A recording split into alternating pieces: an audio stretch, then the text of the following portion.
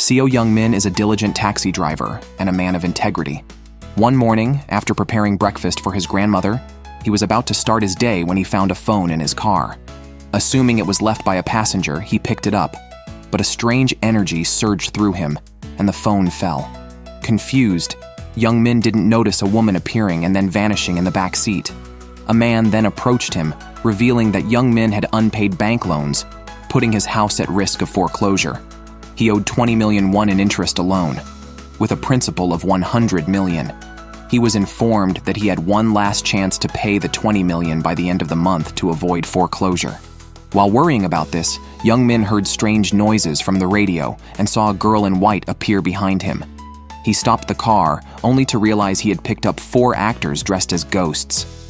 Relieved after the woman said she would get off, Young-min turned around to find her walking slowly forward.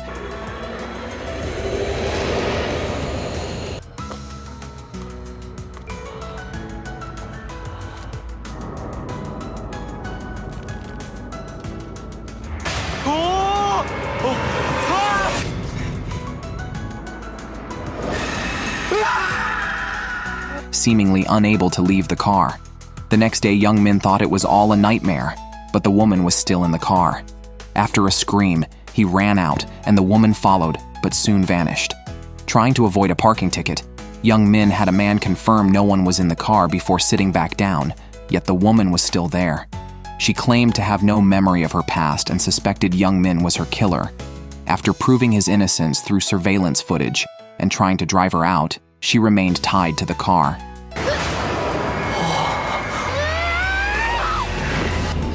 Young-min continued his work with her in the car, but passengers felt uneasy and left. With no business done, his financial problems worsened. Young-min threatened to charge the ghost for the ride and decided to find her family to demand payment. At the police station, no matching records were found, so he took her home. After a day without income, he scolded her for lacking empathy and left. The woman stared at the license plate, lost in thought. Young-min had not worked for 2 days, and his driving was distracted by her presence, leading to a minor accident. To rid himself of the ghost, Young-min sought a shaman's help. The shaman scattered red beans, unexpectedly unlocking a new skill for the woman. As the shaman shook the bell, the woman felt anxious and suddenly teleported next to Young-min. Young-min then realized he had been deceived. As his phone rang, he had no choice but to take her to pick up an important passenger. Strangely, this passenger seemed unaffected by her presence, suggesting that only those with weak energy feel discomfort. Upon arrival, the woman discovered the passenger was a doctor. Back at home, after much pleading from the woman, Young-min agreed to park the car at the doorstep, provided she did not enter the house. After he left, the woman sat alone on the car roof, comforted by the light, and felt unafraid that night. Meanwhile, Young-min started posting on forums seeking advice. One reply caught his attention, warning him to be cautious as she might attract other spirits. The poster was named Hua Gongjia from Cheongdam-dong. This realization made Young-min shudder, but he couldn't afford to be scared, as he needed to earn money to save his house. A passenger waved from the roadside, and Young-min quickly went to pick him up. The man looked surprisingly pleased, and without a word, crossed through the car to the back seat. Young-min was stunned. It was another spirit. With no choice left, he continued working with 2 spirits, but the car felt overwhelmingly gloomy. A man just opening the car door felt a sudden ache in his back and left immediately, ruining any chance of business. To end it all, Young-min decided to sell the car, but the 2 spirits desperately tried to stop him. Young-min was determined to distance himself from them. At that moment, a man called out to the woman. Before she could react, he walked through the car toward her. He explained that his child was sick, and he had planned to sell his gold savings when he had a car accident. His unsuspecting wife sold the car while his child was in the hospital. With Young-min's help, the gold finally returned to his family. Tears filled the woman's eyes as she saw the gold. The man bowed in gratitude to the 3 of them, and then vanished. Soon after, a little girl approached Young-min and handed him a gold ring. On the way back, the woman suggested keeping the taxi to continue earning money, even if it meant only transporting spirits. Thinking of the gold ring he had just earned, Young-min was tempted. To pay off his huge debt, he started a taxi service exclusively for spirits and quickly made a lot of money. Not only did he clear his debts, but he also achieved financial freedom with his grandmother. However, reality struck hard when he visited the home of Kim Byung-cheol and discovered that this spirit was not wealthy. Seeing Young Min's disappointment, Kim Byung-cheol quickly mentioned that he had gold bars hidden at home worth 2 million won. His wife, who often stood all day due to her job, was supposed to get a bathtub for a better rest, but he became a spirit before it could be installed. Angry at their deceit, Young Min wanted no part in helping and left without looking back. Back home, the woman tried to argue, but Young Min immediately lost his temper. Once home, the woman followed him inside. She felt pity for Kim Byung-cheol, who had died only 3 months after getting married. Just then, his grandmother walked in and asked Young Min whom he was talking to. He lied about being on the phone. His grandmother asked him to fix the toilet's pipes. Remembering the bathtub, Young Min recalled his own past desire for one, promised by his mother. This memory softened his heart, and he stepped out only to find the woman sleeping on the sofa. The next day, Young Min visited Kim Byung-cheol's home again. Kim Byung-cheol confirmed that he indeed had gold bars. It turned out that his 10th anniversary with his wife was approaching. He wanted to buy a special gift for her, so he hadn't told her about the money. To ensure the plan's implementation, Mr. Zhang shared his story with them. It turned out that he and his wife met in an orphanage and had been good friends ever since. Unexpectedly, fate brought them together again as adults. During that time, they were both hardworking and happy. Seeing her hands peeling from work, Kim Byung-cheol handed her some medicine. She accepted his gesture gratefully. Over the next 10 years, they only had eyes for each other. Unexpectedly, Kim Byung-cheol passed away 3 months after their marriage. Following this, Young Min, pretending to be Kim Byung-cheol's junior, visited his wife's home. He falsely claimed that Kim Byung-cheol had asked him to help install a bathtub and asked the wife to fetch the house rental contract. Seizing the opportunity, Kim Byung-cheol and Young Min headed to the bedroom to find the gold bars. Meanwhile, a woman was observing the wife's every move. As the wife brought out the contract, the woman shouted a reminder.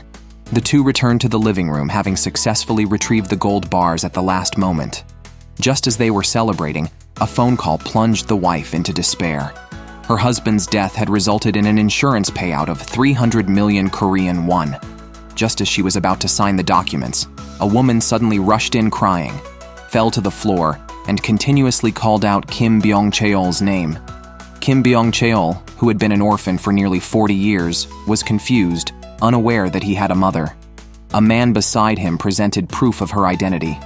His mother expressed her guilt, explaining she hadn't abandoned her son because she was in prison at the time. She then pulled out several bank books from her bag, which she had been saving in as an expression of her remorse. Among them was a photo of Kim Byung-cheol as a child. It became clear she was indeed his mother. She cried again, repeatedly apologizing. The trio deeply believed her act. Subsequently, they visited a columbarium where his mother placed kiwi fruits on a plate, claiming they were her son's favorite. Kim Byung-cheol, confused, mentioned he was allergic to kiwi fruits, casting doubt in Young Min's mind.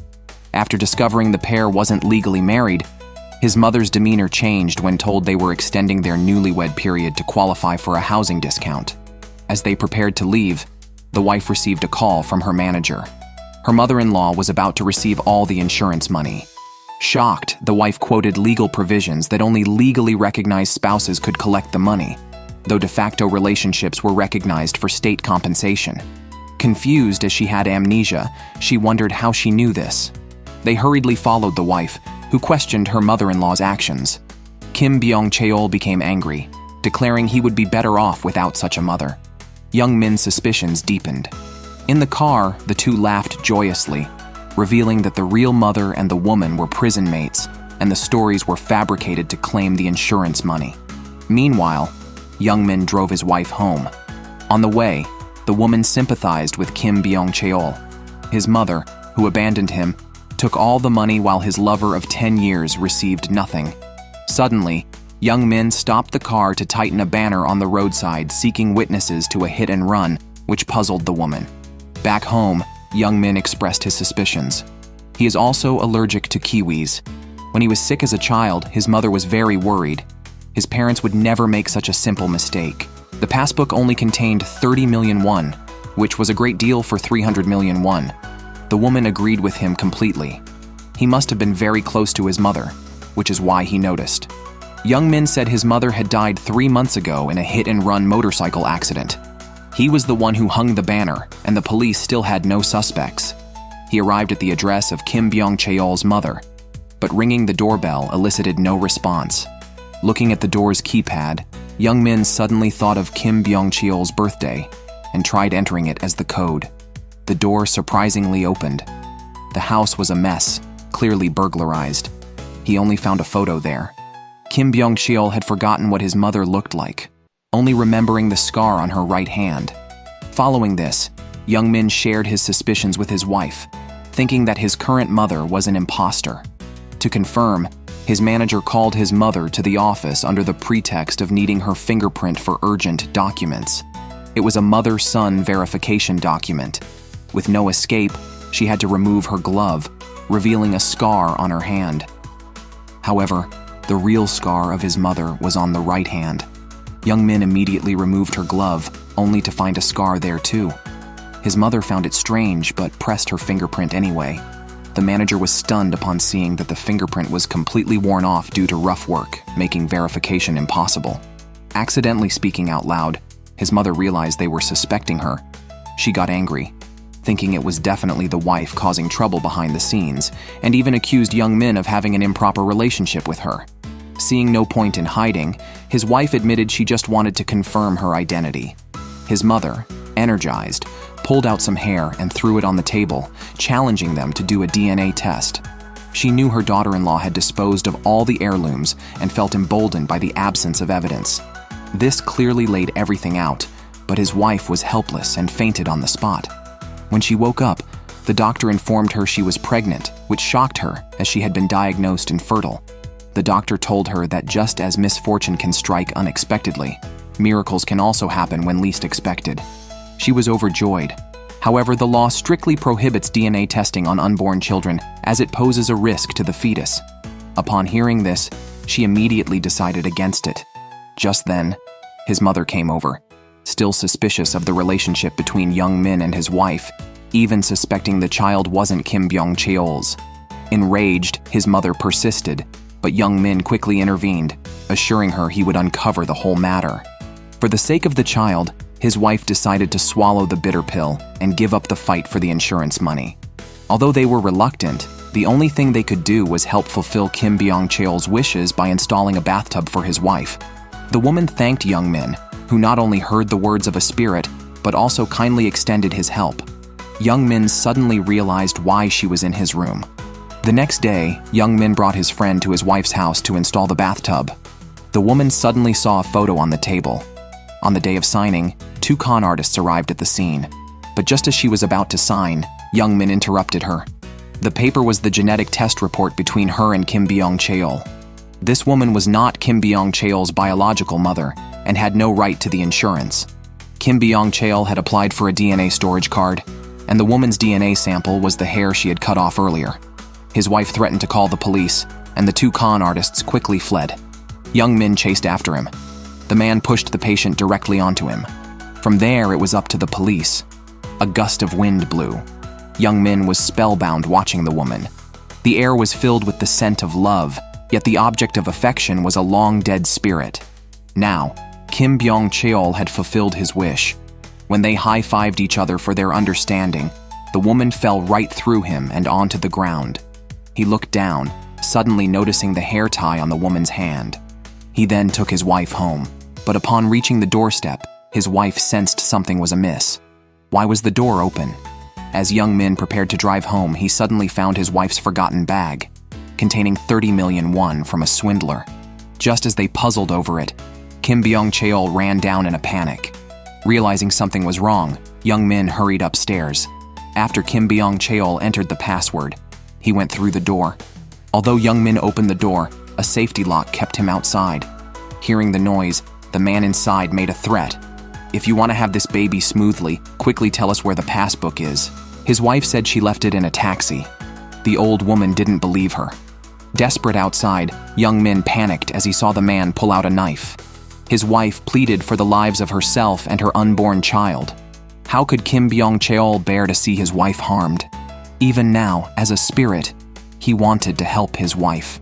He smashed the safety lock, persisting despite his body passing through it. Eventually, Young Min entered the room and swiftly dealt with the scum. The police arrived and arrested them. By now, Kim Byung-cheol decided to come clean to his wife. Young Min acted as a go-between, relaying that Kim Byung-cheol had sent him, and he was sitting right beside him. His wife couldn't believe her deceased husband had saved her in a moment of crisis. Kim Byung-cheol mentioned their stargazing, leaving his wife frozen, as only the two of them knew about it. Back then, they had agreed to name their child Little Star, though his wife had found it tacky at the time. Now she fully believed Young Min's words, convinced her deceased husband was beside her. Kim Byung-cheol wished for their child to be named Little Star so he could continue to watch over them from the heavens. Tears in her eyes, his wife agreed.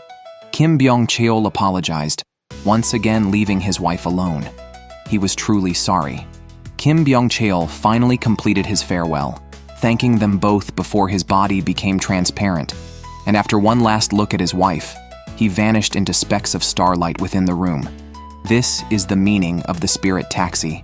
If Kim Byung-cheol hadn't protected his wife, he would have blamed himself, unable to leave this world. Listening to the wishes of spirits and helping them fulfill their desires is something only Young Min can do. A drunkard blocked the taxi. The woman quickly shifted to the back seat. After the man stated his destination, Young Min was focused on driving when the drunkard curiously glanced at him, groaned, and suddenly lost consciousness. When he looked up again, his eyes emitted a blue light, his fingers creeping onto Young Min's leg. The woman widened her eyes. Before Young Min could react, the man's hand moved higher, smirking as he prepared his next move. Another hand pressed down on it, suppressing the left hand after a struggle. Young Min then pulled over. The drunkard tried to escape, but Young Min called out to him, realizing he too could see spirits. The realization struck the drunkard, blurring the line between the living and the dead due to his intoxication. Both were incredulous. The drunkard suddenly remembered a forum discussion about the combination of taxis and spirits. He was Hua Gongjia from Cheongdam-dong, who believed spirits were selfish and should leave the living quickly. He said he would help Young Min get rid of the ghost. He pulled out a talisman and pressed it onto the taxi. It had no effect. He then put the talisman on Young Min's head. Still the same result. It seems Young Min picked up something unlucky. Hua Gongjia resorted to drastic measures, walking toward the woman with the talisman in hand. The woman could only ask Young Min for help. Realizing the situation, Young Min quickly subdued him. Hua Gongjia repeatedly begged for mercy. Only then did Young Min let him go. Still uneasy, he handed Young Min his business card. The woman glared at him with hate. After Hua Gongjia left, Young Min started to examine the items possessed by the woman. All 4 items were left in the car by customers. Young Min picked up a book and walked into the distance, exceeding her range of movement. Clearly, the book was not it. Young Min then picked up a cell phone nearby. He hadn't gone far when the woman sensed something was wrong. The next second, she flew straight at Young Min.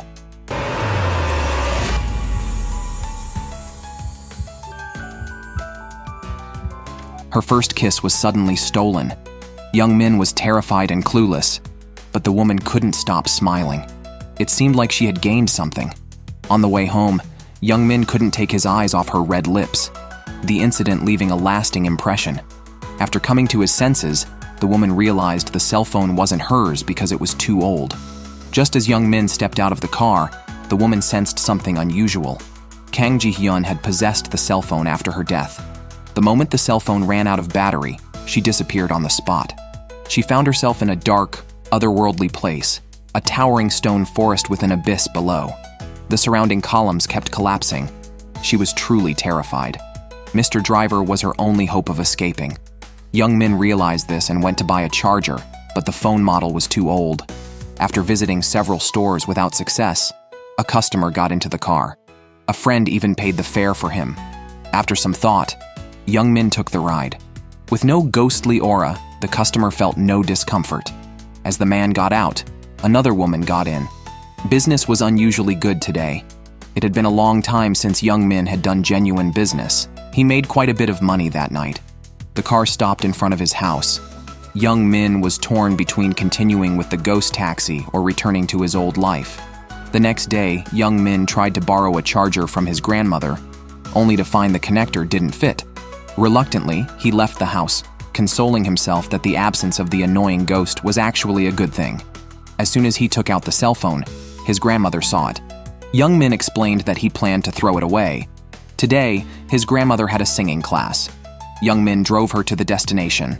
Unexpectedly, his grandmother took the phone, and when Young Min noticed, she was already at the phone recycling box. Young Min hurriedly chased after her, but it was already too late. There was nothing more he could do. He took another customer to the seaside, where everyone looked like Ji-hyun to him. Young Min felt he was going insane. That evening, while dining with a friend, a female colleague suddenly showed up. Her mother, who had Alzheimer's, was missing. They hurriedly helped look for her, but found no trace. The colleague told Young Min her mother was like a ghost to others, invisible because she didn't remember who she was. Only she could see and find her mother, knowing who she was. Her words deeply stung Young Min. The phone rang. Her mother was at the police station at that moment. She rushed there. On Young Min's return journey, he felt empty as he looked at the passenger seat. The woman was still waiting. A ghost wrapped in a bundle appeared next to her, glanced at the woman, then walked toward the abyss. Lightning roared around her. Perhaps she, too, would soon vanish. That night, Young Min was lost in thought for a very long time. The next day, he asked the staff to open the box. At the moment he retrieved his phone, Young Min seemed to have found himself again. He searched through mobile shops everywhere but still could not find a charger for that model. Eventually, he had to turn to the internet. A woman lay on the cold stone, her heart dead. Just as she despaired, Young Min charged the phone. Suddenly, her body vanished, and she returned to reality. Looking up, she found herself lying in Young Min's arms. A strange woman stood by the road. People in the car initially did not care, but after driving a distance, the woman appeared again ahead. The taxi passed her once more, and the female ghost appeared again in front. Unable to avoid her, Young Min decided to take up this business. Ji-hyun quickly hid. Young Min stopped the car beside her. The ghost wore no expression, and then teleported to the back seat. Young Min drove towards the destination. The ghost was not well behaved and mentioned a famous ghost story to Young Min. Ji-hyun shivered in the corner. Seeing that Young Min was not panicked, the ghost decided to scare him. The atmosphere suddenly became awkward. She had no choice but to sit back down. It must be said, as a ghost, she really failed. Finally reaching the destination, Young Min asked her for the fare. Not only did she not want to pay, but she also wanted to show Young Min the terror of ghosts. Young Min preferred money over life. Whether alive or dead did not matter. As long as the fare was paid, it was enough. Thinking he could not catch her, she thought of running away without paying. But Ji-hyun pulled her back. Upon learning she had no money, Ji-hyun argued with her on the spot. Young Min was burdened with huge loans. Every penny was crucial for him. The woman then realized this was a taxi service for ghosts. Knowing they had been struggling to find clients, she decided to exchange information for the fare. After she vanished, another woman in red appeared behind them. She led them to a bus stop, saying it was a gathering place for ghosts. The woman told them to come back during the day. If she spread the word about the ghost taxi, surely many ghosts would come. The next morning, Ji-hyun went to the bedroom. After waking Young Min, she smiled sweetly. Skeptical, they went to last night's bus stop. Indeed, many ghosts had gathered there. Both were extremely happy. Countless bills seemed to beckon them. Both were highly motivated. Ji-hyun, exceptionally enthusiastic, asked the ghosts to line up. She decided to help them one by one with their wishes. But the first one was a challenge. A woman wanted to visit her son in America. That was indeed far. An old lady wished to return to Korea, but they could not cross the demilitarized zone. As they happily selected, a bespectacled ghost approached. He stared at Ji-hyun, immediately recognizing her. Ji-hyun looked puzzled. It was the first time she heard her name. The man said he was Kim Sin-woo, her high school classmate, and mentioned she used to practice kendo and had been seriously injured during a competition. At the time, it had scared him. Ji-hyun, who had amnesia, did not remember any of this. She was thrilled to have finally found a clue about her identity. Kim Sin-woo mentioned he still has photos from high school. Ji-hyun was so excited that she spun around. The two followed him into the store. It had not been in business since his death. Young Min helped him retrieve the photos. One woman caught her attention. She was the ghost they had encountered in the stone forest. Kim Sin-woo said she was his best friend, but now she didn't remember at all. Upon learning Ji-hyun and Young Min were not a couple, Kim Sin-woo finally relaxed. He said they had much to talk about and asked Young Min to bring chairs for them. Then he had Young Min clean up. Young Min asked why he was helping. Only then did Kim Sin-woo remember he hadn't paid. He opened the safe and, to his surprise, found a stack of cash. Kim Sin-woo then shared his wish list: watching a movie and dining out with his first love, proposing with a ring. His love interest was indeed Young Min's Ji-hyun. He felt it was fate. Young Min was stunned, watching them chat so happily. He looked visibly displeased. On the way home, Ji-hyun was particularly reflective. Now that she knew her name, she greedily wanted to learn more. Young Min decided to take her to their high school. Ji-hyun was overjoyed, but here she only saw a championship trophy. Seeing a somewhat disappointed Ji-hyun, Young Min felt pity. He started searching online for information about Ji-hyun. Before he knew it, it was late into the night. The next day, he went to Cheongdam-dong to find Hwa Gong-ja, consulting him about ghostly matters. He even took one of his mirrors before leaving. Ji-hyun finally saw her own face. Young Min then tried changing her clothes, and it surprisingly worked, though the outfit was quite ugly. The next day, they went shopping at the mall. Young Min bought clothes for both of them, and afterwards he complained to Hwang Mao about his recent moodiness, feeling annoyed for no reason. Hwang Mao pointed out that he must have fallen for someone. The ghost's first wish was to have a movie date alone with Ji-hyun. Instead, Young Min took him to the rooftop, turning it into a private cinema with a projector. Currently, Young Min was the only one who could help him. As a ghost, Kim Sin-woo was angry but dared not speak up. Ji-hyun arrived there, watching the two enjoy the movie. Young Min felt very uncomfortable. He put down his phone and left. Ji-hyun, looking at the phone, also felt uneasy, feeling somewhat abandoned. Until the movie ended, Young Min returned, only to hear Kim Sin-woo's confession. Young Min scoffed at this. Turning around, he saw Ji-hyun staring at him. Kim Sin-woo's second wish was a dinner date at a fancy restaurant. So, Young Min took him home instead. Facing his complaints, Young Min felt helpless. He couldn't possibly go to a restaurant, order 3 meals, and sit there cutting steak alone. Ji-hyun thought this place was nice. Kim Sin-woo quickly agreed. Young Min played music on his phone. Kim Sin-woo then complained about the lack of a sound system. Before he could react, Grandma made a grand entrance. Kim Sin-woo was dumbfounded. How could he have a date now? Though they couldn't eat, they sniffed the red wine. Seeing the two acting intimately, Young Min couldn't contain his anger. So he had Grandma sing a song. Ji-hyun's attention was immediately captured. She was very supportive. Kim Sin-woo, however, was impatient. He started flirting, complimenting Ji-hyun's beautiful hands and claiming to be good at palmistry. He then started touching her hand. Young Min was seething with jealousy. On the way to take Kim Sin-woo home, he talked about his next wish, which was to make couple rings. Young Min couldn't understand. After all, once his wishes were fulfilled, he would disappear. What was the point of a ring?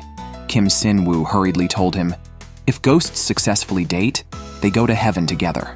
Young Min was suddenly panicked. Sitting in the car, Ji-hyun teleported next to him. Young Min asked her how she felt about Kim Sin-woo. A jealous Young Min told her, now that she knew her name and was with a handsome guy, leaving would be good. Ji-hyun felt very uneasy. She asked him if he really wanted her to leave. Kim Sin-woo wants to date her. Young Min never asked for her opinion. She tolerated Young Min's decisions because they run a ghost taxi that fulfills wishes. The date was not her choice. Now, Young Min blames her for it. Ji-hyun disappeared sadly. Young Min realized his mistake. The next day, Young Min bought matching rings. On his way to Kim Sin-woo's house, he thought about Kim Sin-woo's confession and them walking to heaven hand in hand. Young Min couldn't accept it. He turned around. Ji-hyun sensed something was wrong. She quickly reminded Young Min that if Kim Sin-woo spread negative news, their ghost taxi business would be ruined. Young Min didn't listen and floored the accelerator. 이미 망했다고요. 좋아하니까